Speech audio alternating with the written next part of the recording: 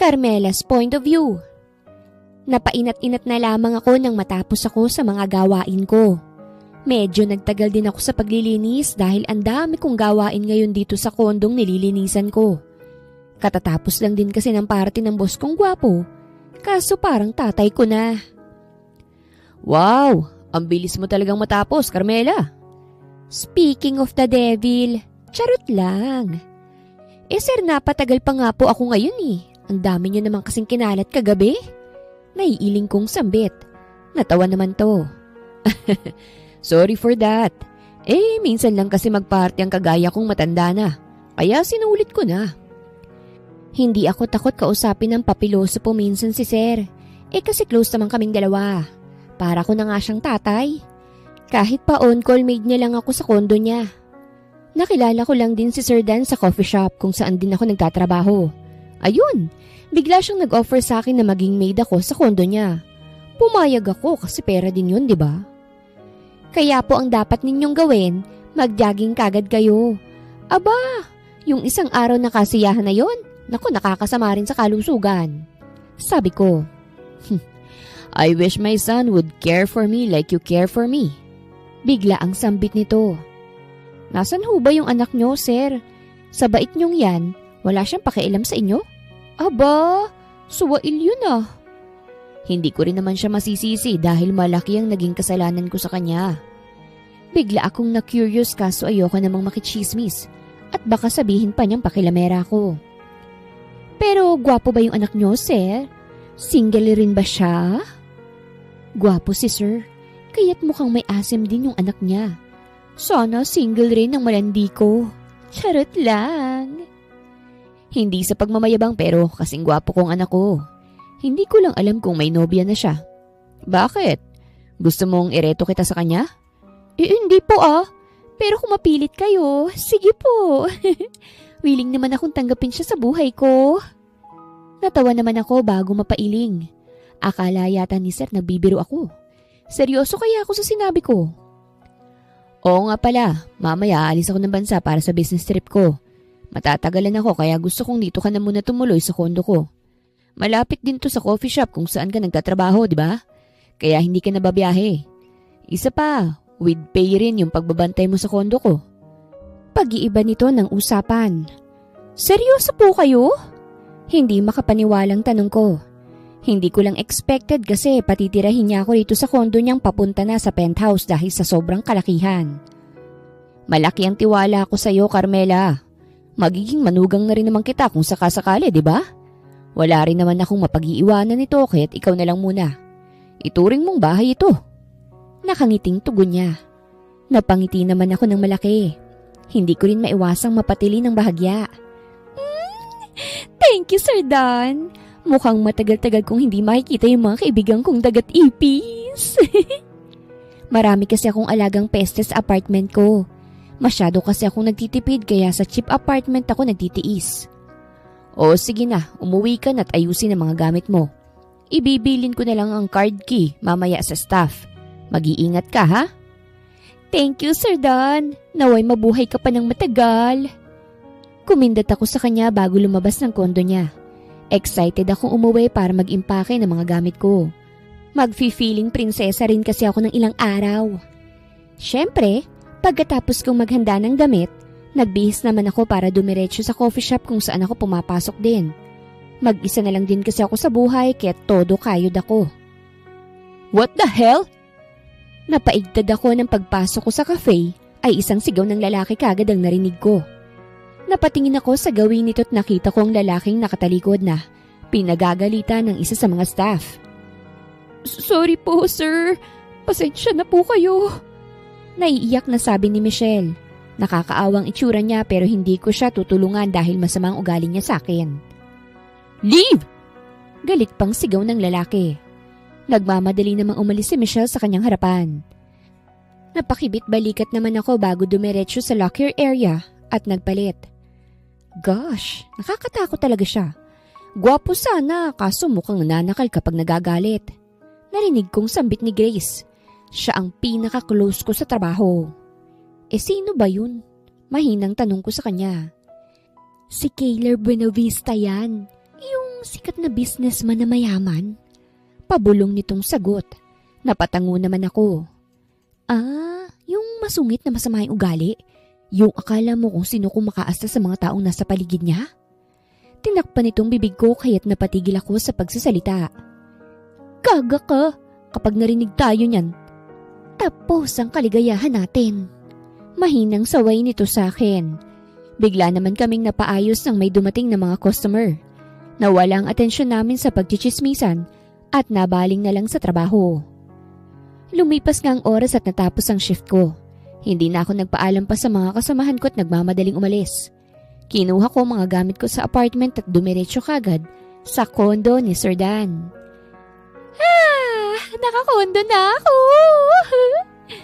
Tili ko nang makapasok sa loob. Napatalon-talon ako sa tuwa at napapalakpak pa. Hindi ko rin maiwasang ihagi sa mga damit ko na parang konfetti. Sana tagalan pa ni Sir dun sa business trip niya. Natatawang sambit ko.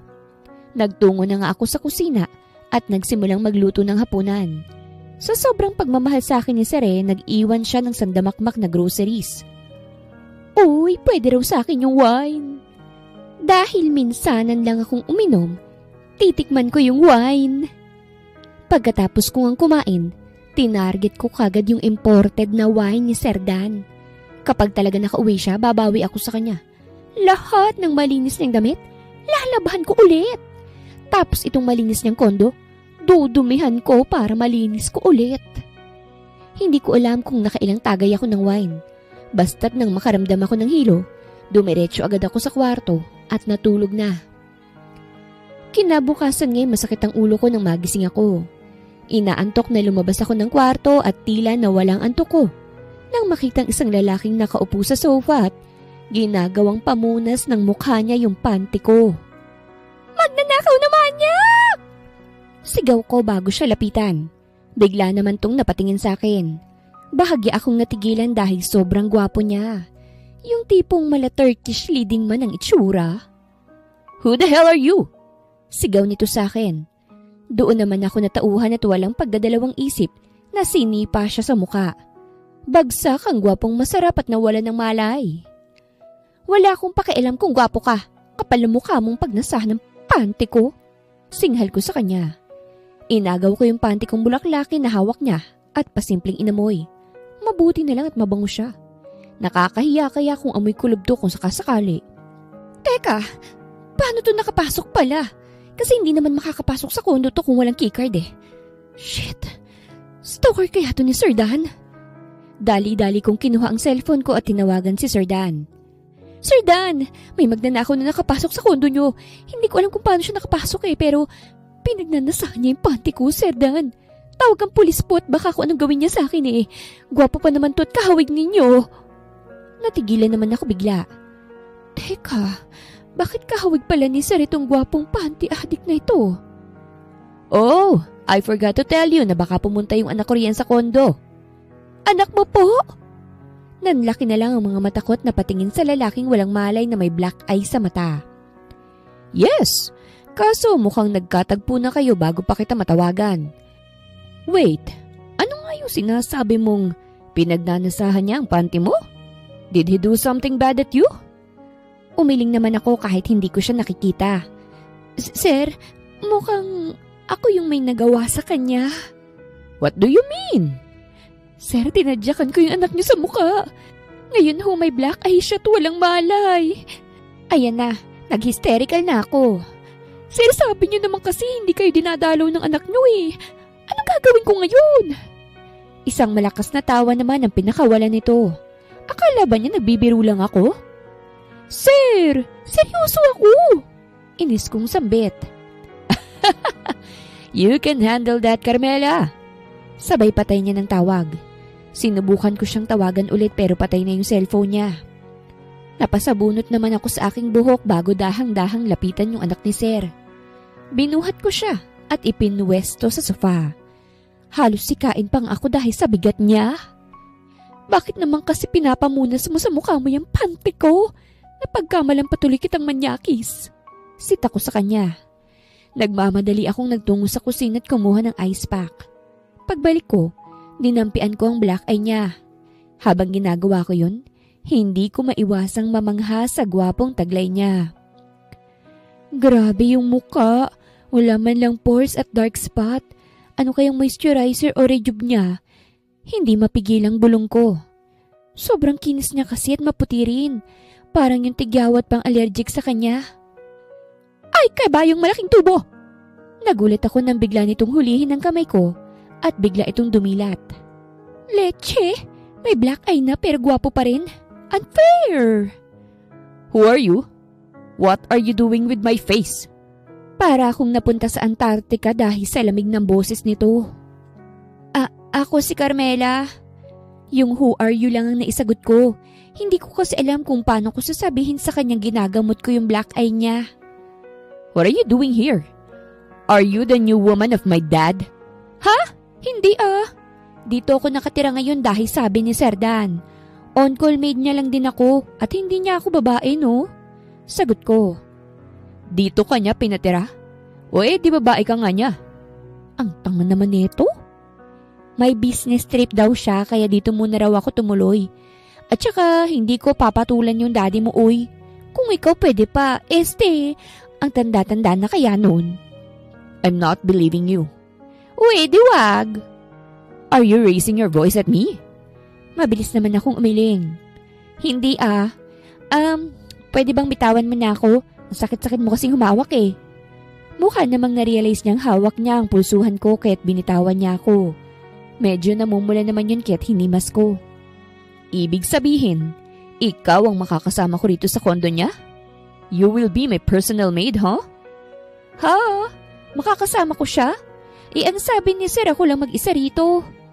Aalis na lang ho ako. After what you did to me? Sabay turo nito sa mata niyang may black eye. Ay, akala ko hindi niya ramdam yun. Ano po, pagsisilbihan na lang kita ng buong puso't walang reklamo. Promise po, magiging mabait ako sa inyo. Ngumiti ako na matamis. Ayoko rin kasing bawasan ang good record ko kay Sir Dan. Isa pa, ayoko munang mapaalis dito sa kondo. Gusto ko pang ma-enjoy ang pagiging prinsesa. Good. Make sure that you won't seduce me. Hindi ako pumapatol sa mga babaeng malandi. Napairap naman ako. Hindi ho kita lalandiin. Huwag kang mag-alala. If you say so. May una ho ba kayong kahilingan, mahal na hari? Sinadya kong magtunog sarkastika para maramdaman niyang napipiko na ako sa kanya. Yes. Bigla nitong inilapit ang mukha niya sa akin. Shit, hahalikan niya ba ako? Teka lang, baka hindi ako makatanggi. Gusto kong mag-toothbrush ka dahil umaalingasaw yung hininga mo. Hindi ko na matiis kaya sinabi ko na. Para yatang umakyat lahat ng dugo ko sa aking mukha dahil sa kanyang sinabi. Shit, nakakahiya! Mabilis naman akong tumayo at tumakbo papasok ng CR. Hiningahan ko ang palad ko at inamoy yun. Wala naman akong naamoy na masamang kadiliman. Peste, dumoble sana yung black eye niya. Inis ko na lang nasabi. Wala na, hindi na yata matutupad ang buhay prinsesa ko. Buwis itong anak ni Sir Dan. Kulang na lang gawin niya akong kalabaw. Paano? Mas marami pang utos kesa dun sa nagpapasahod talaga sa akin. Sir Dan, buwisit yung anak nyo. Ba't ganito ugali niyan? Bait-bait nyo naman Kay Sir Dan ko ibinubuhos ang sama ng loob ko. Mabait naman yan.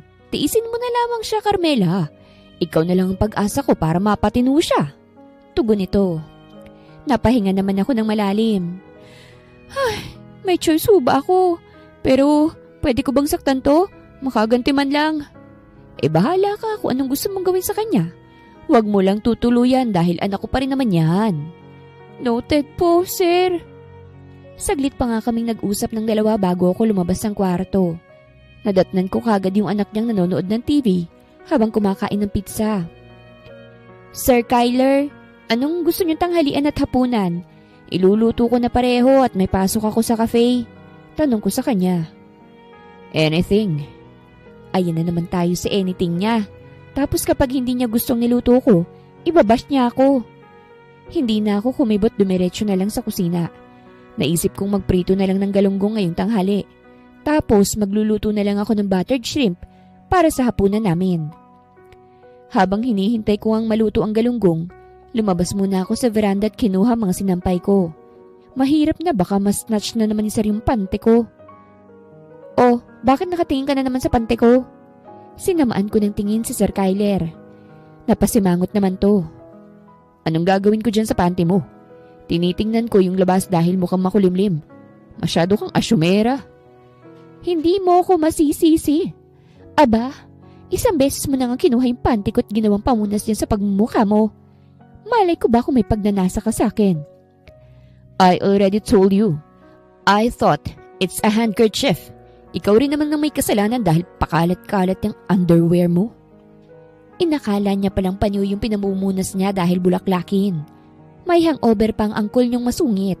Kaya yun, wala tuloy sa sarili nung araw na yun. Hindi ko na pinansin si Sir Kyler at pinasok na lang yun sa kwarto ko. Lumabas din naman ako kagad dahil may niluluto ako. Uy! Wallet! Pagbalik ko, may wallet na sa sahig. Kinuha ko naman yun at tiningnan ng laman.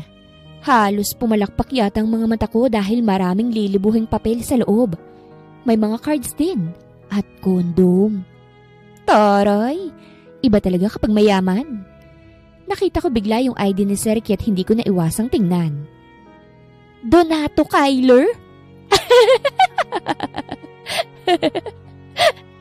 Bigla akong napahagalpak ng tawa nang makita ko yung pangalan niya. Seryoso ba talaga sa Donato? Why are you laughing? Mabilis ko namang sinara yung wallet at nagtungo sa sala. Nakita ko si Sungit na nakaupo at salubong na naman ng kilay.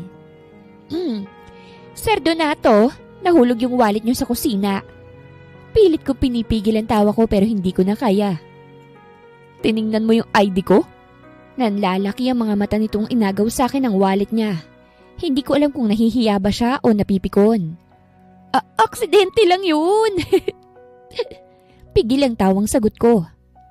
Stop laughing at my name and stop calling me that. Okay po, Sir Donato. Carmela! Hala, yung niluluto ko pala. Maiwan ko na po kayo, Sir Donato. Sunod-sunod naman itong napamura kaya't patakbo na akong nagtungo sa kusina. Alam ko nang tinatago niyang sikreto, kaya't humanda siya sa akin.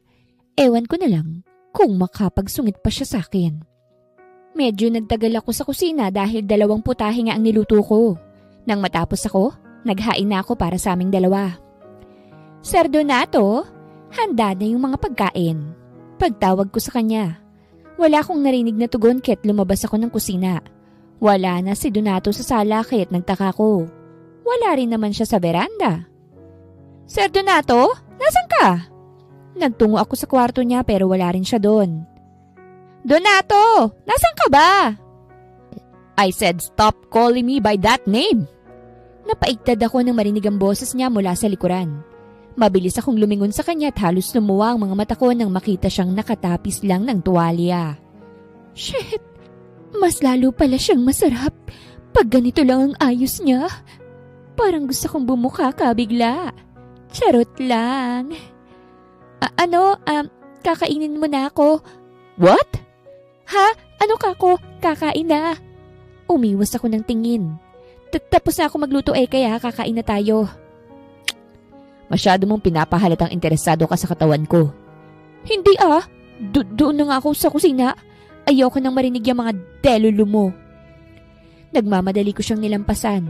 Nagdikit pa ng bahagyang balat namin kaya't medyo nakaramdam ako ng kuryente. Nang makarating nga sa kusina, napasapo na lamang ako sa dibdib kong malakas ang kabog. Pinagpapawisan din ako sa hindi malamang dahilan. Pesteng Donato na yun Inaakit pa ako. Lord, ilayo niyo po ako sa tawag ng kalandian. Hindi pa ako ready. Donato Kyler's point of view. Damn that maid. She's getting on my nerves. How dare her to insult and call me by my first name? Hindi ba pwedeng pumunta ka na lang dito sa cafe? Bakit ako pang magdadala dyan ng kape mo? Mukha ba akong delivery man? And this is her talking back at me, as always. I already told you, hindi ako makakaalis dahil nasa meeting ako. Bilisan mo na lang dahil binabayaran ka naman ni Daddy. Hoy, Donato! Daddy mo nagpapasahod sa akin kahit umayos ka sa pananalita mong ganyan. Isa pa, wala tayo sa kondo ngayon. Kaya wag mo kong manduhan, ha? Sobrang daming customer namin ngayon kahit wag mo kong sabayan, ha? Damn! I'm not Donato, okay? And stop giving me that attitude. Kung gusto mo ng kape, pumunta ka rito. O sige na, marami kaming customer ngayon. Bye, Donato. Sabay patay nito ng tawag. Hindi makapaniwalang napatingin naman ako sa cellphone ko. Siya lang talagang babaeng hindi natatakot na sagutin ako at tawagin ako sa pangalang Ayoko. Hindi ko rin alam sa tatay ko at bakit Donatong ipinangalan sa akin. Nag-iwan pa ng kahihiyan sa pangalan ko bago niya kami iwan ni Mommy. Napabuga ako ng malalim na hininga bago ako tumayo. Dinampot kong blazer ko bago lumabas ng office ko. Sheila, cancel all my appointments. Ikaw na lang din ang humarap sa mga board members. Dahil may importante pa akong aasikasuhin. Bilin ko sa sekretarya ko. Po, pero sir, magagalit na naman yung mga yun. Masyado na akong kota sa mga galit nila eh. Maktol nito. Kapag nagalit sila, layasan mo. Yun lang at mabilis na akong naglakad papasok ng elevator. Dumiretso na nga ako sa parking. Palapit na ako ng sasakyan ko nang masalubong kong 3 kong kaibigan. Kyler! Bati sa akin ni Fred. O, saan ka pupunta? Tanong ni Akiro. Ano? Bar na ba tayo? Nakangising tanong naman ni Lee. Umiling ako. Magkakape ako. Nakita ko naman ang pagtataka nila dahil sa aking sinabi. Usually kasi nag-aaya akong uminom ng alak. Hindi ko nga rin alam kung bakit gusto ko nang magkape. Kape? Sigurado ka ba talagang kape? Paninigurado ni Lee. Tumango naman ako. I'm not in the mood to drink liquor. Nagkatingin na naman silang 3 bago napatango. Sama kami na makapagbagong buhay naman. Puro alak na kasing katawan namin kaya oras na para makapagkape. Sabi ni Fred. Hindi ko sila pinansin at sumakay na lang ng sasakyan. Mabilis namang sumunod yung 3 sa akin. Ang tatamad niyong magmaneho. Puros kayong mga naka-sports car tapos gusto niyong laging nakikisakay sa akin. Nakasimangot kong saad bago nagsimulang magmaneho. Tipid kasi sa gas ang sasakyan mo. Isa pa, good driver ka rin kasi. Pagrarason ni Akiro. Siya nga pala, hindi ka ba umuwi sa kondo mo? Pag-iiba ng usapan ni Lee. Doon ako umuwi sa kondo ni Daddy. May pinababantayan kasi siya sa aking babaeng ubod ng tapang. Tugon ko. Babae? Don't tell me magkakaroon ka na naman ng stepmother. Usisa naman ni Fred. Hindi siya babae ng tatay ko. Personal maid siya ni Daddy. Personal maid? Pero pinababantayan sa'yo? Bro, mukhang hindi lang personal maid ang relasyon nila. Natatawang sabi ni Lee. Naisip ko rin yan kahit nagpaimbestiga ako. And I found out that she's the daughter of my father's friend. Hindi ko alam kung bakit pinababantayan siya ni Daddy. Pero mukhang may malalim na dahilan. Napasipol naman si Akiro. Bakit parang love mo na ulit si Tito? Napatawad mo na ba siya? I will never forgive him. Hindi na ulit sila nagtanong kaya't natahimik na kami. Ilang sandali nga, nakarating kami sa coffee shop kung saan nagtatrabaho si Carmela. Bumaba kaming 4 ng sasakyan at pumasok sa loob. Agad sumama ang timpla ng mood ko nang makita ang babaeng sinisigawan ko noon. Paano? Bigla ba naman akong nilandi? Sinadya niyang tapunan ng pantalon ko ng kape para mahawakan niyang batuta ko. Kung hindi ba naman siya siraulo? At talagang nagpakita ka talaga dito, Donato? Here comes the little devil. Donato? Shit! Gulat na sambit ni Akiro. Miss, magsorry ka. Naku, lagot ka dyan. Sabi naman ni Fred. Miss, magtago ka na, bilis. Diyos ko, baka matagpuan ka na lang sa ilog. Sabi naman ni Lee. Pinagsasasabi niyo dyan. Umirap si Carmela sa kanila bago ko balingan. Siguraduhin mong hindi ka mamumuisit dito ah. Sobrang pagod ko ngayon at nakaka-bad trip. Is that how you treat your customer? At tinaasan ko siya ng isang kilay. Order na lang, Donato. Halatangang pagod siya kaya't nag-order na lang ako. Yung mga kaibigan ko namang gulat pa rin, nag-order na lang din. Dang bro, what was that? Hindi makapaniwalang tanong ni Lee. Ang alin? She called you Donato, but you didn't get mad? Hindi makapaniwalang saad naman ni Akiro. Who is she, by the way? Tanong naman ni Fred. She's the woman that I told you. Siya yung kasama ko sa kondo. Mas lalo namang hindi nakapaniwala ang mukha ng mga ito. Alam kong may gusto pa silang idaldal pero nang taasan ko sila ng kilay, nanahimik na lang sila.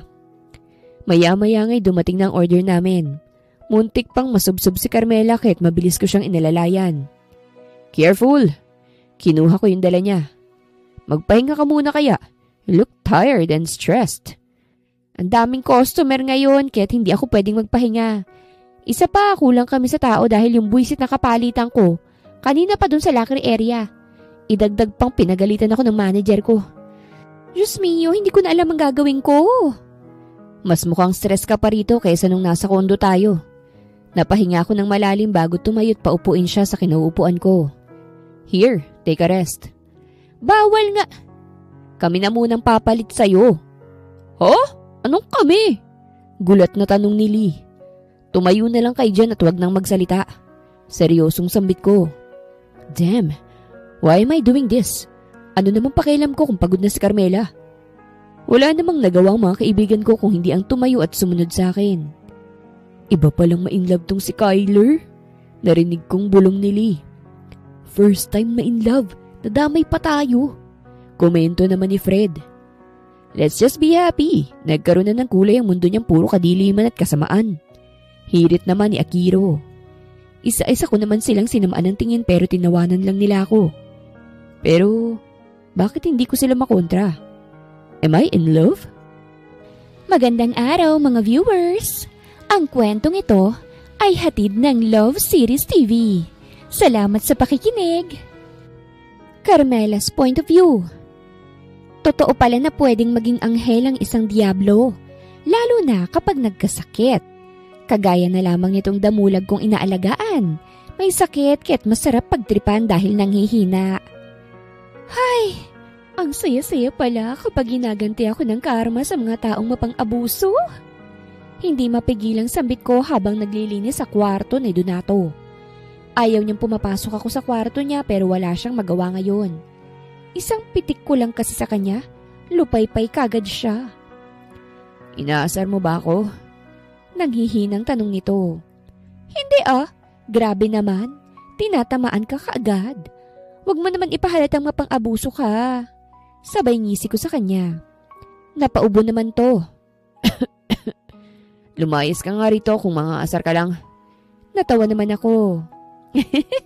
Masyado ka namang pikon, Donato. Don't you worry. Kahit salbahe ka alagaan kita ng with care. Kahit gusto mo ako pang magbihis sa'yo eh. Asa ka. Hinila nito ang kumot at itinalokbong sa sarili niya. Napailing-iling naman ako bago ipagpatuloy ang paglilinis. Pagkatapos ko nga, isinalang ko naman ang marurumi naming damit bago ako dumiretso sa kusina para magluto. Ipagluluto ko si Donato ng lugaw. Maulan din naman ngayon sa labas kaya't hindi na masama kung iyon na lang din ang gagawin kong tanghalian. Habang nagluluto nga ako, ay biglang tumunog yung cellphone ko. Unknown number ang nakalagay na caller pero sinagot ko pa rin. Hello? Sino po ito? Siyempre dapat magalang. Malay ko ba kung si Willie Rebelliam ito o si Kuya Big Soto? Yo! Si Akiro to. Akiro? Yung kaibigan ni Donato. Sorry sa biglaang pagtawag Muulan kasi ngayon eh. Gusto ko lang sanang i-request na wag mo sanang iiwan si Kyler. Lalo na kapag kumikidlat o kumukulog. May trauma kasi si Kyler. Trauma? Wag mo na lang sabihing sinabi ko nung bata kasi si Kyler, naiiwan siya sa iba't ibang stepmother niya. Biktima kasi siya ng abuse. Kinukulong siya ng mga to sa madilim na closet o kwarto. May time nga rin itinali siya sa labas habang umuulan at kumikidlat. Yun din ang dahilan, kaya't galit na galit siya sa daddy niya. Hindi naman ako nakapagsalita dahil sa isiniwalat nito. Hindi ko akalain na ganun palang naranasan ni Donato. Kaya ba ganun na lamang kasamang ugali niya ngayon? Sige, ako na bahala sa kanya. Salamat. Sabay patay nito ng tawag. Ipinagpatuloy ko naman ang pagluluto ko. Binilisan ko na rin dahil nagsisimula na yung kulog at kidlat. Pagkatapos ko ang magluto ay dinala ko na yun sa kwarto ni Donato. Kumuha na rin ako ng tubig at gamot para isahang dala na lamang. Natagpuan ko nga si Donato na nanginginig habang nakatalokbong ng kumot. Huy, buhay ka pa ba? Isinarado ko muna yung kurtina bago siya lapitan. Shit, ang init mo Donato, tara na kaya sa ospital. I'm fine. I'm fine. Para kang nasa impyerno yung init-init mo oh. I can handle this. Napakakulit talaga. Napahinga na lang ako ng malalim bago kuhanin yung lugaw. Pinaupo ko muna ng maayos si Donato bago siya simulang subuan.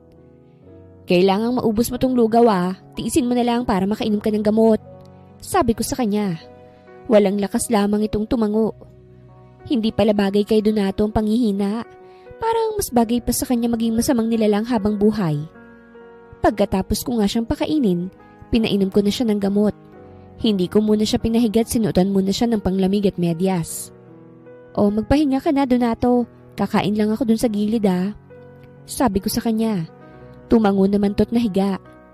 Pumuwesto naman ako sa isang gilid at nagsimulang kumain. Pansin kong patingin-tingin sa akin si Donato. Mukhang sinisiguro niyang hindi ako aalis. Marunong din naman palang matakot ang isang masamang damo, no? Donato, matulog ka na. Hindi ako aalis, okay? Sabi ko sa kanya pero hindi naman to kumibo. Tinapos ko na lang kagad ang pagkain ko at nilapitan siya. Napaigtad naman ako nang bigla nitong hapitin ang bewang ko at sumiksik sa akin. Don't leave me. Mahinang sambit nito. Kalibel niya ngayon ang dibdib ko dahil hindi naman ako literal na nakahiga. Okay lang naman sa akin dahil konti lang naman ang madadama niya sa akin. Hindi ako aalis. Promise. Tugon ko bago haplusin ang buhok niya.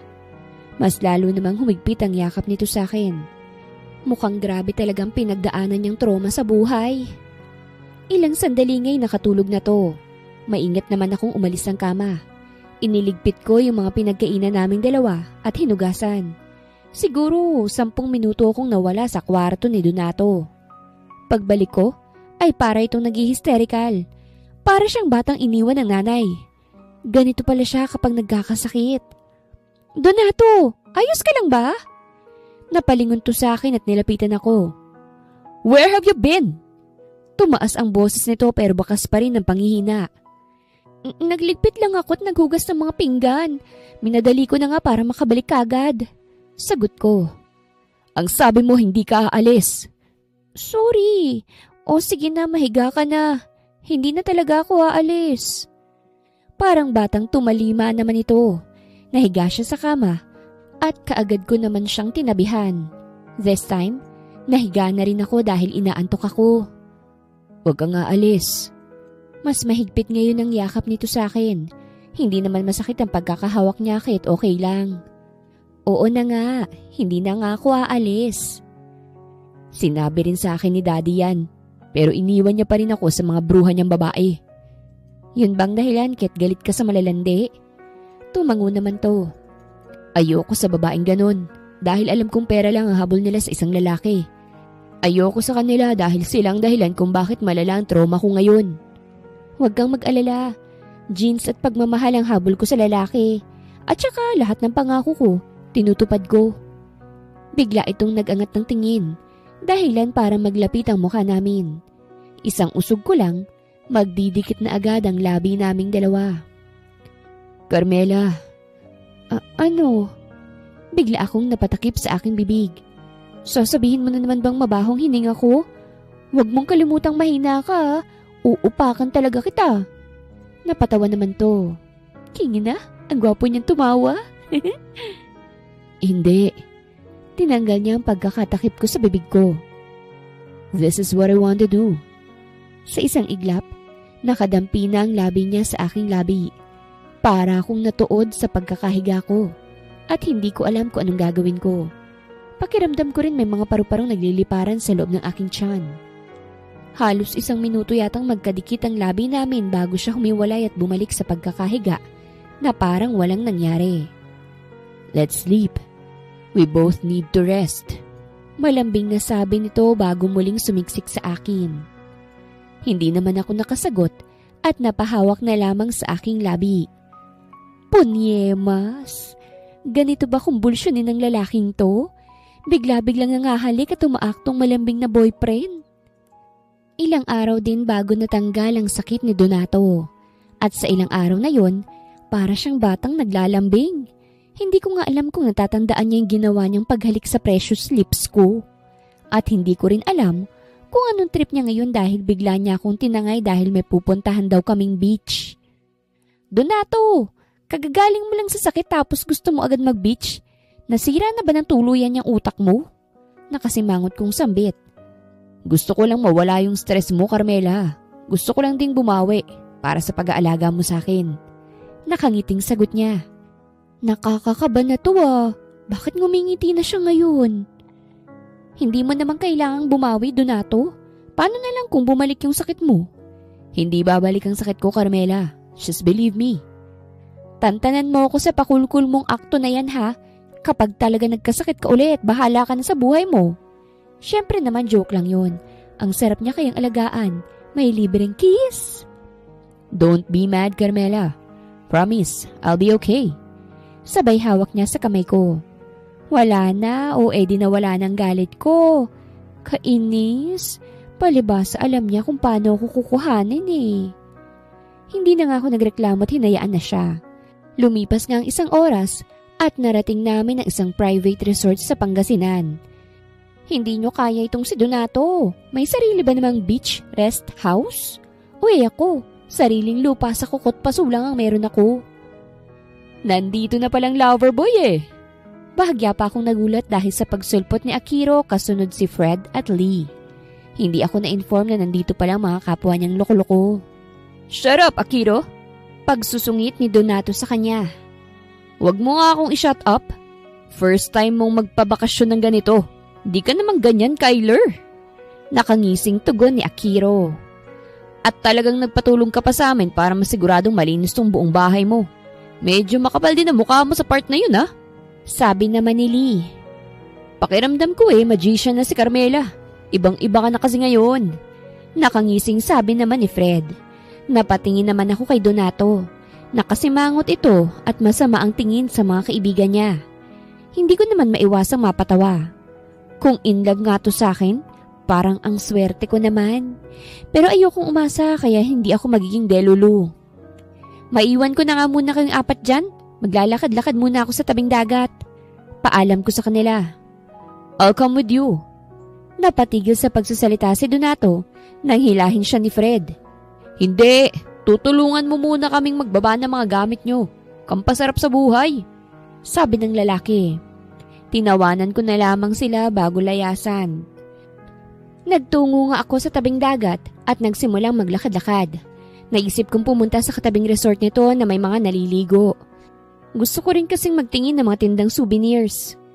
Ate, bili ka po sa akin ng bracelet. Ako po yung gumawa nito. Nakangiting sabi sa akin ng isang bata. Tiningnan ko naman yung mga gawa niya at magaganda yun. O sige, pagbilhan mo ako ng isa. Mela? Pakiramdam ko'y nagtayuan lahat ng balahibo ko nang marinig ang isang pamilyar na boses. Nagsimulang manginig ang katawan habang unti-unting nililingon ng lalaking nagsalita. Ikaw nga si Mela. Pakiramdam ko'y lahat ng trauma ko at kinatatakutan bumalik habang nakatingin sa kanya. Nakalaya na pala siya. Kamusta na? Hindi mo ako dinadalaw sa kulungan ah. Miss na kita. Anak ko. Hindi mo ako anak. Mela, kung ano man ang nagawa ko noon, patawarin mo na ako. Nagbago na ako ngayon.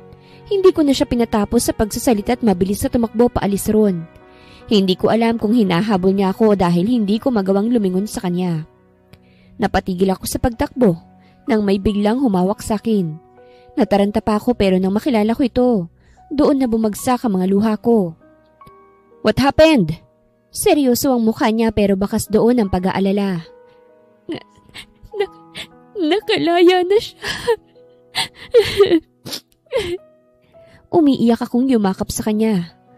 Anong gagawin ko? Baka may gawin na naman siyang masama sa akin. Sinong siya? Sabihin mo sa akin kung ano talagang nangyari. Hindi naman ako nakasagot. Gusto kong magsalita pero wala man lang lumalabas sa bibig ko. Mukhang naiintindihan naman niya ako dahil hindi na siya nagtanong pa. Sa halip, binuhat niya ako at naglakad pa uwi sa tinutuluyan namin. At sa isang iglap, pakiramdam ko'y ligtas ako. Naramdaman kong walang ibang makakasakit sa akin dahil poprotektahan ako ni Donato. Donato Kaler's point of view. Kahit na anong tanong ko kay Carmela, hindi niya talaga sinasabi kung bakit siya umiiyak nung araw na yon. Bigla rin siyang naging matamlay kaya't wala na akong nagawa kung hindi ang tawagan ng aking ama. "What's my only son wants with me?" Yan kagad ang bungad niya sa akin. Mas pinili kong mag-FaceTime kaming dalawa para mas makausap ko siya ng masinsinan. Kahit naiinis ako sa kanya, wala naman ako magagawa. "Anong alam mo sa buhay ni Carmela?" Diretsyong tanong ko sa kanya. "That's really hurtful, my son. Tinawagan mo lang ako para may makuhang impormasyon tungkol kay Carmela?" Nakangising sabi nito. "I don't have time to play with you, old man. Just answer my question before I lose my patience with you." Natawa naman to. "Alright, so, I'm a friend of her mom. Sabihin na nating kababata ko ang ina ni Carmela. Of course, I do like her mother too. Kaso hindi ako nanalo dahil mas mahal niya ang ama ni Carmela. Nagkasundo rin kami ng asawa ni Cara, Carmela's mother. Naging magkaibigan kami at nagkasama rin sa mga kalokohan. Hanggang sa ikasal silang dalawa. At doon ko naman nakilala ang mami mo. Kahit may kanya-kanya kaming buhay na, hindi pa rin nawawala ang pagkakaibigan namin. Hanggang sa maipanganak ka nga. At kasunod naman nun ay ang pagkabuntis ni Cara. Nagbago bigla ang lahat ng masangkot si Ramil sa isang scam case. Hindi niya nga sinabing may naiwala siyang malaking halaga. At doon na siya pumasok sa pagbebenta ng drugs. Hanggang sa gumamit na rin siya nun. Doon nagbago siya at sinasaktanan niya si Cara. At dumating na nga kinatatakutan ko. Nagpakamatay si Cara dahil hindi na niya kinaya. Ibinili niya sa akin si Carmela na ituring kong anak. Nabaling kay Carmela ang atensyon ko kaya't medyo napabayaan ko kayo ng mami niyo. Hanggang sa maaksidente nga ang mami mo nang dahil sa akin. Nadepress ako, kaya't parehas ko kayong napabayaan ni Carmela at nakuha siya ng ama niya. Hindi ko na alam kung ano nangyari sa kanya ng mga araw na yon. Nalulung kasi ako sa mga pambababae.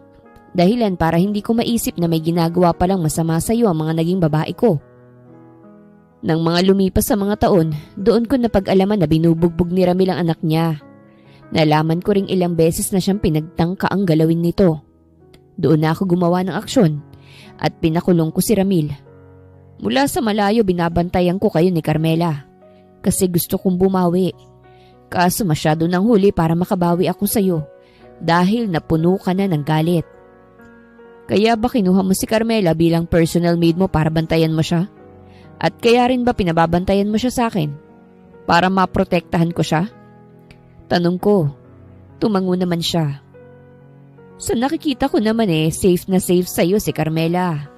Kaya sana anak, mapatawad mo na ako. This is not the right time. Yun lang, bago ko patayin ang tawag. Hindi pa panahon para mapatawad ko siya. Gusto ko munang makita na talagang nagsisisi siya sa kanyang mga nagawa. Tumayo ako't lumabas ng kwarto pagkatapos kong itabi ang laptop ko. Dumiretso ako sa kwarto ni Carmela at nadatnan ko itong nakatingin sa bintana. You wanna walk outside with me? Pag-agaw ko ng atensyon niya. Baka nandyan pa siya. Wala siya.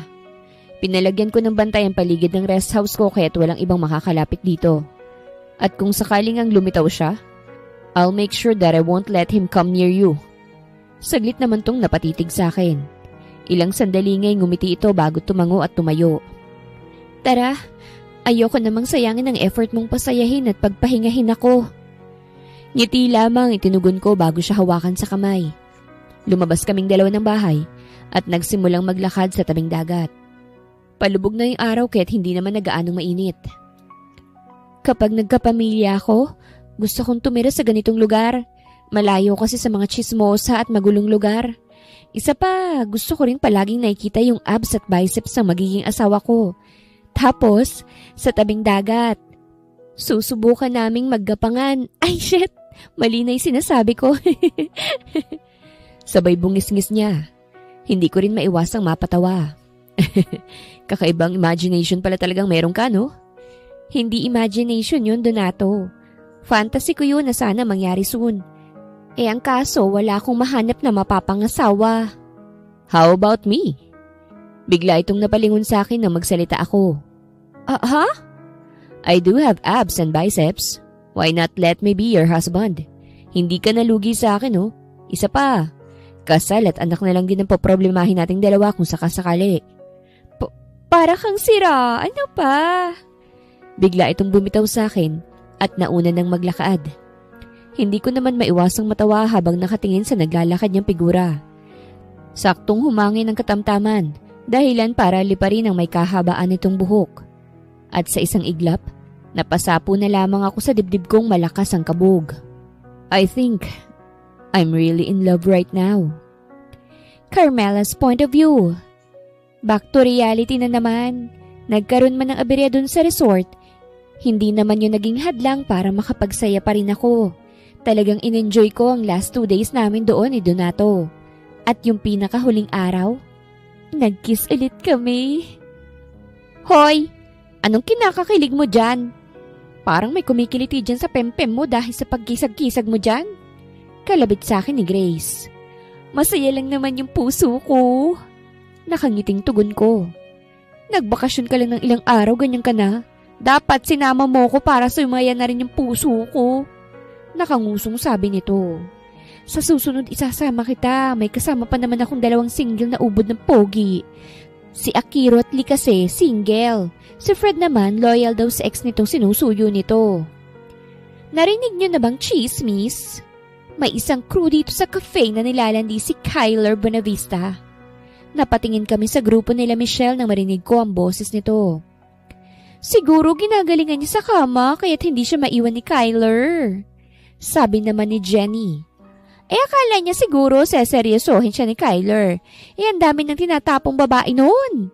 Sabi naman ni Lori. Tumingin naman sa gawi ko si Michelle. Oh, nandito pala yung babaeng pinag-uusapan natin eh. Ang babaeng feelingera. Imbis na mainis, tinaasan ko siya ng kilay at nginisihan. Naku, nakalimutan mo ring ipagkalat na live-in na kami ni Donato Kyler. Sa kondo ng daddy niya mismo ha. Tapos kayakap ko yung biceps niya tuwing gigising kami. Grabe rin kumain si Kyler kasi parang masisiraan ako ng bait. Umaakto pa akong nasasarapan habang nagkukwento para mas mainis siya. Nainis naman ang bruha kahit hindi ko maiwasang mapatawa. Ang saya talagang manginis ng mga pangit. At proud ka talagang malandi ka?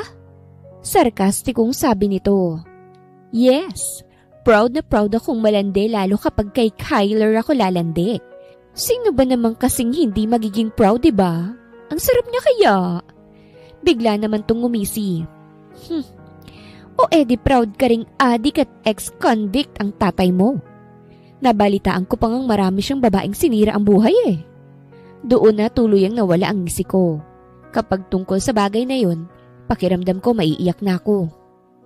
Tumigil ka na, Michelle. Hindi porket inggit ka kay Carmela, ganyan na lalabas sa bibig mo.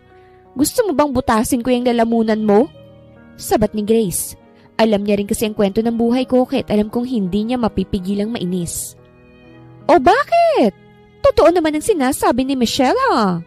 Sabi naman ni Jenny. Dapat sa kanya patalsikin dito sa cafeteria. Baka mamaya kung ano pang gawin sa atin yan. Sabi naman ni Lori. Kapag hindi nyo itinikom yung mga bunganga nyo, pasasabugin ko yan. Lahat kaming napalingon sa nagsalita. Medyo nagulat pa ako na makita kung sino ito. Sir Dan! Gulat kong sambit. Wala man lang pasabi na uuwi na siya. Pwede sana nasabi ko ang size ng paa ko. Hindi kasalanan ni Carmela kung bakit ganoon ang ama niya. Wala nga siyang kinalaman sa pas nito kahit itikom niyo yung mga mababaho niyong bunganga. Pangit na nga kayo eh, mga inggitera pa kayo. Inirapan ni Sir Dan ang mga ito bago ko balingan. Tara na Carmela, umuwi na tayo. Magpapatayo ako ng cafe para sa'yo nang hindi mo na makita ang mga tsakang to. Wala kasing pumapatol kaya't paninira ng kapwa lang nagagawa. Mag-ama nga sila ni Donato, parehong pasmadong bunganga. Hinubad ko naman ang apron ko at tumango. Sige po, ayoko na rin naman dito dahil sa kanila. Doon na lamang ako sa kondo at magdamag na makikipaglaro ng saklaan sa kama kay Donato. Sama ko! Sabat ni Grace at tinanggal din ang kanyang apron. Nag-flip hair ako sa harapan ng 3 bruha bago hilahin si Grace palabas ng cafe na yon. I won't settle for less from now on. Nang makalabas nga kami ng cafeteria, napahinga na lang ako ng malalim. Nagdadalawang isip na tuloy ako kung gagapangin ko na ba talaga si Donato. Ang hirap talaga kapag magkaiba kayo. Yung tipong langit siya, ikaw mukhang lupa. Carmela, don't think about what they said. Inggitera lang yung mga walang iyang yun. Sabi ni Sir Dan. Natawa naman ako. Hindi mo naman ho ako in-inform na uuwi ka pala. Hindi ko tuloy nasabi sa iyo yung size ng paa ko. Pag-iiba ko ng usapan. Kahit hindi mo nasabi, binilhan kita ng mga pasalubong. Araw-araw ba namang ipaalala sa akin ni Donato yung tungkol sa pasalubong mo eh? Sorry ka po, masyado yatang in love sa akin ang anak ninyo. Napatigil kami sa pag-uusap nang may biglang may humawak sa braso ko. Mabilis kong inalis ang kamay nang humawak sa akin nang makilala ko kung sino ito. Carmela, mauna na kayo sa kondo. Kakausapin ko lang itong tatay mong naligaw ng landas. Seryosong sabi ni Sir Dan. Hindi ikaw ang gusto kong makausap, Dan. Gusto kong makausap ang anak ko. Siyang kailangan ko. Wala kang anak dito, Ramil. Tayong dalawang magtutuos kaya't sumama ka sa akin. Papalag pa ito pero agad din siyang hinila ni Sir Dan. Mabilis ko namang hinawakan si Grace at hinila patungo sa kondo. Tahimik lamang ako habang naglalakad kami at hindi naman nagtatanong si Grace. Dahil mukhang ramdam niyang wala ako sa mood. Nang makarating nga sa kondo, si Donato kagad ang sumalubong sa akin. What's wrong, baby? Malambing na tanong nito. Lumapit naman ako kagad sa kanya at yumakap. Inaaway nila ako, pero okay naman na dahil pumatol ako. Hindi naman to kumibo at ikinulong na lamang ako sa kanyang bisig. Sigurado na agad akong may pinaplanong masama ang lalaking to. Mala Tony Fowler kasing isang to, tahimik lang sa umpisa. Alam ko yung nasa isip mo, Donato. Itigil mo yan dahil tinulungan naman ako ni Sir Dan. Sabi ko bago mag-angat ng tingin sa kanya. Nandito si Daddy? Tumango ako. Nagulat nga rin ako dahil sa biglaang pagdating niya eh. Sa ngayon, kinakausap niya yung tatay ko. Bigla kasi akong pinuntahan ng isang yun sa trabaho eh. Mabuti na nga lang at dumating yung daddy mo dahil baka talagang nagpanik na ako. How dare him? Kaya pala nung sinabi kong papunta ako sa'yo, pinigilan niya ako. Eto naman, pati tatay niya pinagseselosan. Napabungis-ngis pa ako bago mahinang kuruti ng dibdib niya. Napatigil naman kami sa landian nang may tumikhim. Napalayo naman ako kay Donato nang ma-realize na kasama ko pala si Grace. Kailangan kasi hindi halatang pa-baby ako masyado. Oo nga pala, si Grace nga pala. Pakilala ko sa kanya. Tumango naman si Donato bago naglahad ng kamay. Kyler. Tatanggapin sana ni Grace ang kamay nito pero hinarang ko ang kamay ko. Kaya akong nakamayan. Off limits muna dahil selosa ako. Nakangiting sabi ko. Natawa naman si Grace. Don't worry, dun ako sa sinasabi mong single. Pasa ko dyan sa baby mo. Masungit kasi yan eh. Sa iba lang masungit yan pero sa akin sobrang tiklop yan. Nilingon ko si Donato. Diba baby ko? Yes, baby.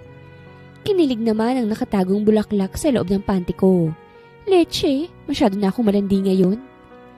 Tuluyan nga kaming umalis ni Grace doon sa mga cafe ng maraming demonita. Pero nakahanap din kami kagad ng panibagong trabaho. Sa tulong na rin ni Akiro.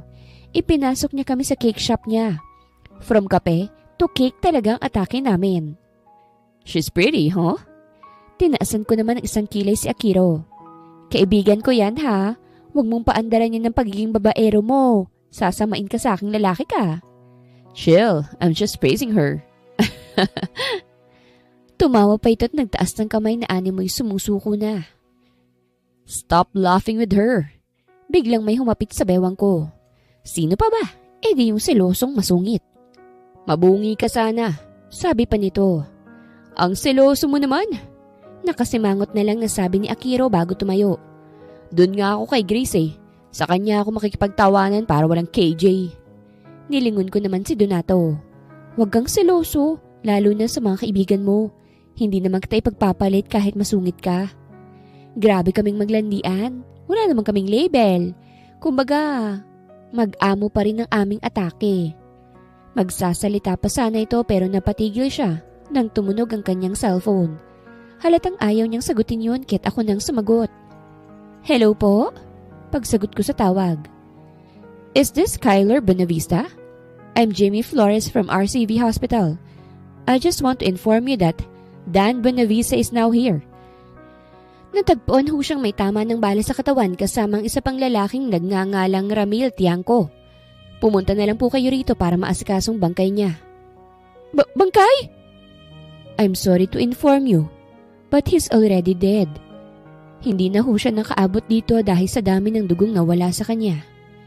Naibagsak ko naman ang hawak kong cellphone habang tulalang nakatingin kay Donato na confused na nakatingin sa akin.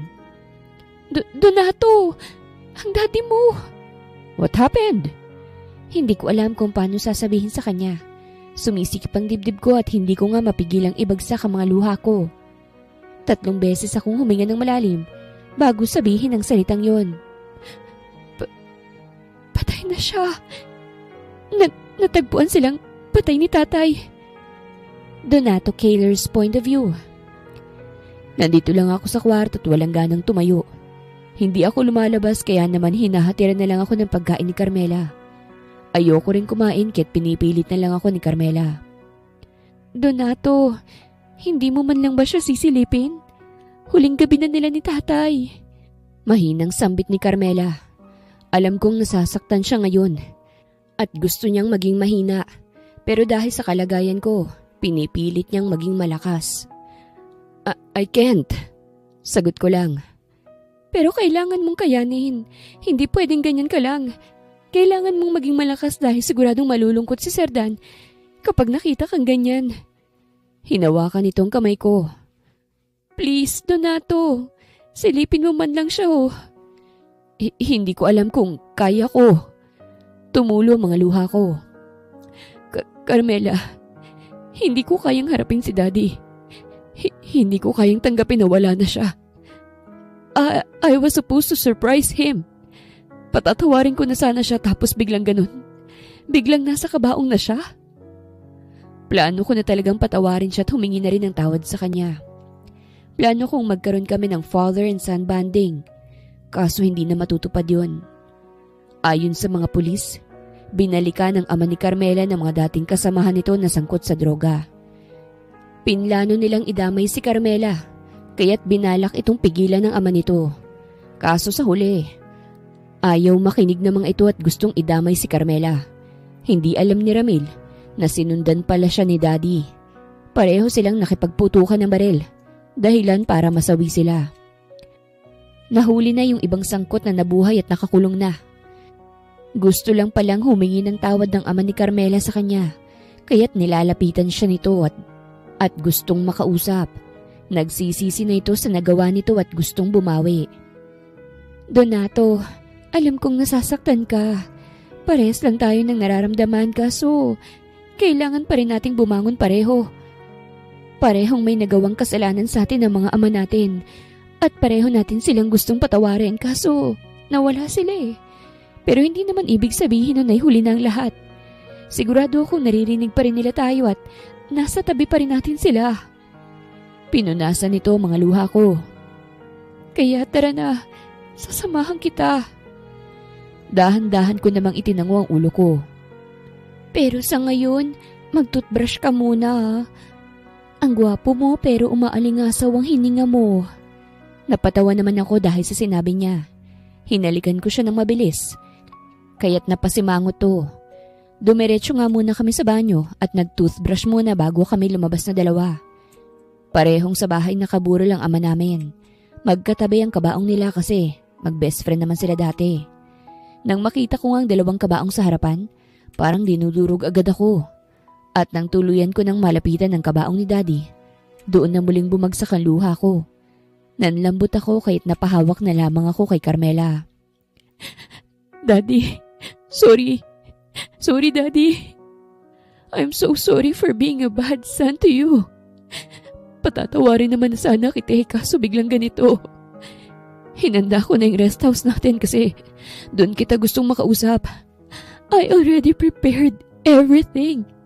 But you left me. Palagi mo na lang akong iniiwan eh. Palagi mo na lang akong hinahayaang mag-isa. Kahit ganito ko, kailangan ko rin ng ama. Kailangan kita, Daddy. Napasubsob ako sa salamin ng kabaong nito. You're so unfair, Dad. You're really unfair when it comes to me. But even if you're like that, I still love you. You're still my number one hero and my everything. You're still the best father for me. I'll always love you, Dad. Iyak lang ako ng iyak doon. Naramdaman ko rin ang pag-iyak ni Carmela at ng iba pang mga bisita. Wala na akong pakialam kahit makita nilang mahina ako.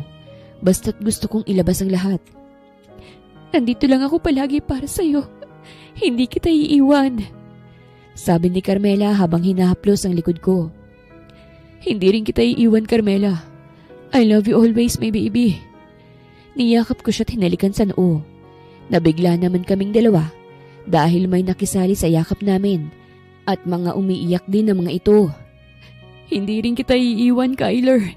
Kahit ganyan ang ugali mo, number one best friend pa rin kita. Umiiyak na sabi ni Fred. Palagi mo akong kasama, Kyler. Sabi naman ni Akiro. I-kiss mo rin kami sa noo. Pagaanin mo rin ang loob namin. Ika naman ni Lee. Napasimangot naman ako at siniko sila. Hindi naman nagpatinag ang mga ito at mas lalo lamang yumakap sa akin. Let go of me! Inis kong sabi. Parang kanina lang ang sweet mo eh. Tapos nagsusungit ka na kagad ngayon. Hindi pwede yun. Lambingin mo rin kami. Madramang sabi ni Akiro. Sinubukan kong kumawala sa kanila pero ayaw patinag ng mga walang hiya. Tumawa naman si Carmela na nakalayo na sa amin. Isusunod ko kayo sa tatay namin eh. Kapag hindi kayo bumitaw, sige. Inis kong sambit pero hindi talaga sila nakikinig. Buwisi talagang mga to. Kinabukasan nga, hinatid na namin sa huling hantungan ng ama namin. As usual, magkatabi rin ang puntod nilang dalawa dahil magkatabi lang pala ang puntod ng ina namin ni Carmela. Literal na hanggang huli, magkakaibigan sila. Shh! Nandito lang ako. Sabi ni Carmela habang hinahaplos ang aking likod. Hindi ko kasi mapigilan ang sakit na nararamdaman ko, kaya grabe ang iyak ko ngayon. Sumama ka na para hindi ka na mahirapan. Sabi ni Akiro bago ako itulak. Literal na muntik na ako mahulog sa hukay dahil sa ginawa nito. Mabuti na lamang at nahawakan ako ni Carmela at nung dalawang lalaki sa gilid. Are you trying to kill me? Galit kong singhal sa kanya. Tinutulungan lang naman kita para hindi ka na malungkot. Nararamdaman ko kasing sobrang sakit na nararamdaman mo. Tugon nito. Kung ikaw kayang isama ko sa hukay? Kyler, ayokong angkinin ng tatay mo. Ang isa pa, overnight ka lang naman dyan. Huhukayin ka rin namin bukas. Natawa naman yung iba dahil sa sinabi nito kahit mas lalo kong sinamaan ang tingin nitong si Akiro. Magaling talaga kapag sa kalokohan. Hindi ko na nga siya pinansin at baka matuluyan ko pa siya. Itinuon ko na lang ulit ang pansin ko sa tatay kong unti-unti nang tinatabunan ng lupa. Maya-maya nga lamang ay natapos ng libing. Umalis na ang mga nakiramay habang kami nanatili sa sementeryo. Sigurado ako na kung magkasamang parents ko, bugbog na yun ngayon si tatay kay nanay. Nararamdaman ko kagad ang galit ni nanay. Natawa si Carmela. Kaso hindi ko lang sure kung sa langit nga mapupunta si tatay. Masyado niya kasing pinahabang listahan ng mga kasalanan niya dito sa lupa. Same with my dad. Baka sa ibang dimension nagiinuman ng mga tatay natin. Muli kaming natawa dahil sa sinabi ko. Ikaw kaya, Kyler? Saan ka kaya mapupunta? Sabat ni Fred. Sa purgatorio yan. Sili ang sumagot. Sinamaan ko naman sila ng tingin. Trip nyo ba talaga ako? Baka nakakalimutan yung may kasalanan pa kayo sa akin ha? Lalong-lalo ka na, Akiro. Tinutulungan lang naman kita. Sagot nito. Tumayo naman ako at kaagad silang dinamba. Pare-pareho kaming natumba sa damuhan. Hindi pa ako kinakasal. Gusto niyo na agad akong tuluyan? Singhal ko sa kanila. Tumawa lamang ang mga ito't hinampas ang katawan kong nakadagan sa kanila. Hindi ko rin naman maiwasang mapatawa habang nangingilid ang aking luha. Kahit sobrang sakit ng pinagdaanan ko, kailangan ko pa rin bumangon. Dahil may mga taong nandyan pa rin para sa akin. Nandyan pa ang mga kaibigan kong puro kalokohan at ang babaeng pakakasalan ko, si Carmela. Carmela's point of view. Grabe ang roller coaster ng buhay namin ni Donato. Inaamoy-amoy at pinupunas lang niya yung panty ko sa mukha niya tapos ang dami ng plot twist na nangyari. From masaya to masakit. Masakit to masaya ulit. Kung sino man ang author ng buhay namin, sana masarap ang ulam niya. Pareho man kaming nawala ni Donato. Grabe naman yung binalik sa amin. Nanlumbay man kami noon, unti-unti naman kaming nakabangon ngayon. Diyos mio, Kakaloy! Anong ginawa mo sa kanin? Gulat kong tanong sa panganay namin ni Donato na 8 taong gulang. Mami, naglaga akong egg. Favorite yan ni daddy ko kaya nilutuan ko siya. Sagot niya't ngumiti sa akin. Hindi ko naman alam kung matutuwa ba ako o maiinis. Anak, hindi po nilalaga yung itlog na pula. Diyos mio ka naman anak. Pinatong mo pa sa sinaing natin, tingnan mo. Mukhang si Barney yung kakainin natin. Tiningnan ko lang naman saglit yung bunso namin ni Donato dahil nagtatantrums. Tapos pagbalik ko, violet na yung kakainin namin. Akala siguro niya nilalaga pa ng daddy niya yung itlog na pula bago kainin. Baka po kasi hilaw kapag hindi ko po pinatong sa kanin. Nakangusong tugon nito. Doon na ako napatawa. Ibang klase talaga tong si Calium Donato namin. Oo, may Donato na rin ang pangalan niya dahil sa trip ng tatay niya. Calium Rosen ang sabi ko pero pagising ko, Calium Donato na siya. Gusto yatang gumanti ng lintik? Ang saya-saya mo yata baby ko ah. Ayan na, speaking of the devil. Anong banding nyo ngayon? Daddy! Tumakbo si Kaloy palapit sa ama at nagpabuhat. Kung nagtataka kayo kung bakit Kaloy ang nickname niya, hindi ko rin alam. Daddy, nag-cook akong egg for you! Wow! Thank you, Kaloy! Tugon ni Donato bago ito halikan sa pisngit ibaba. Makakangiti ka pa kaya kapag nalaman mo kung anong klaseng itlog ang niluto niya? Baby, give me a kiss. Nilapitan ko naman yung asawa ko at hinalikan. So, why are you laughing? Masaya ka ba dahil pauwi na ako? Secret na lang muna. O sige na, magbihis ka na't maghahain na ako. Pakikuha na rin si Donna rin sa playroom niya. Nag-iinerte na naman kasi. Tumango naman to bago nagtungo sa kwarto namin. Nagpatulong naman ako kay Kaloy sa paghahain. Siyempre, iuhuli natin yung kanin para masaya, di ba? Ilang sandali nga, lumabas na si Donato. Bit-bit ang bunso naming maliwanag ng aura. Nagmana talaga sa akin ang bunso namin. Ngumingiti lang kapag nakakakita ng biceps. Where's the rice? Tanong ni Donato nang makaupo sila. Kinuha ko naman yung kanin at hinain. Nakita ko kagad ang pagkawala ng ngiti nito habang nakatingin sa kanin namin. What's that? Tanong nito. Kanin na Barney inspired. Natatawang inginuso ko si Kaloy. Yang anak mo, nilaga ba naman yung itlog na pula sa kanin? O ang ending si Barney ang kakainin natin ngayon, ano? I love you, Daddy. Panguuto ni Kaloy sa ama. Napatawa naman si Donato. I love you too. But next time, don't do it again, okay? I prefer white rice than purple rice. Daddy, it's yummy naman po. Sabi ni Donna nagsisimula na sa paglapang. 5 years old itong si Donna namin na isang food and biceps life. O siya, kain na. Wala rin naman na tayong magagawa kung hindi kainin si Barney. Saad ko. Nagsimula nga kami sa pagkain. In fairness, bagay pala sa sinigang yung purple na kanin. Pagkatapos ng kumain, agad na nagtungo ang mga bata sa playroom. Mukhang susulitin na kagad nilang paggamit ng gadgets. Kapag kasi sumapit ang 5 p.m., bawal na silang mag-gadget. Nilagyan namin sila ng time limit dahil ayaw naming ma-addict sila masyado. Oh, kamusta ang work? Tanong ko sa asawa kong katulong ko sa paghuhugas. Ako ang tiga-sabon, siya ang tiga-banlaw. As usual, nakaka-stress. Ang daming pasaway na empleyado at may ilan din akong natanggal. Sagot nito. Sa ngayon, Magandang housewife ako ni Donato. Gusto ko nga sanang magtrabaho kaso ayaw naman niya. Mas gusto niya na raw na alagaan ko na lang ang mga bata. Mas gusto niyang siyang magpo-provide. Yan ang laging sinasabi ko sa kanya dahil talagang hindi niya napipigilan minsan ang anger issues niya. Lalo kapag tangang kausap. Yes naman po baby ko. Binitawan itong plato at pumwesto sa likuran ko. Yumakap to sa akin at humalik-halik pa sa aking leeg. I love you baby. Bakit nilalandi mo ko? Gusto mong umisano? Idiniin itong sarili sa akin. Naramdaman ko bigla ang pagkaway ng kaibigan niya sa pang-upo ko. Tigas nun. Baby, let's have quality time. Pinagapang itong kamay niya papasok sa loob ng damit ko at sinapo ang dibdib ko. I really missed you baby. Sa bagay, 1 linggo siyang tigang. Hindi ka pa ba nabubusog dun sa violet rice at gusto mo pang kainin ang pink brown rice ko?